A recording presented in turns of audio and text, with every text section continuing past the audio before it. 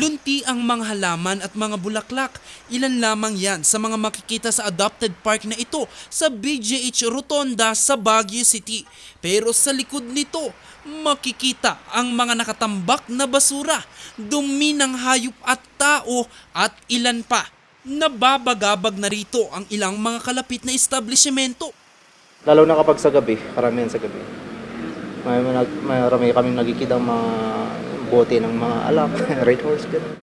Hinala nila ang mga street dwellers o mga palaboy sa daan ang nagtatambak ng mga basura. Dagdag rin daw ang mga residenteng basta-basta na lamang nagtatapon sa parke. Maaring ginawa na ring tahanan o pahingaan ang lugar dahil sa natagpo ang mga pinagpatong-patong na karton.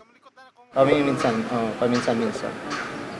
Papalit-palit yung mga dyan eh. Minsan wala silang matulugan, dyan lang sila natutulog. Tapos umalis din sila sa umaga. Ang naturang parke na diskubreng nasa ilalim ng pangangalaga ng Lions Club Baguio Burnham bilang kanilang adopted park. Dismayado ang presidente ng grupo sa sinapit ng kanilang parke. Nalulungkot at hindi na may mga taong talagang na ginagawang or nagkakalat sa ganitong mga lugar na dapat sana ikakatulong sa kakaganda ng ating kapaligiran. Sa bisa ng City Ordinance No. 49 Series of 2011 ng pamahalang lungsod, dagdag pa ang mga guidelines na itinalagaan ng City Environment and Parks Management Office, responsibilidad ng nag-adapt ng parke na panatilihin itong malinis at maganda.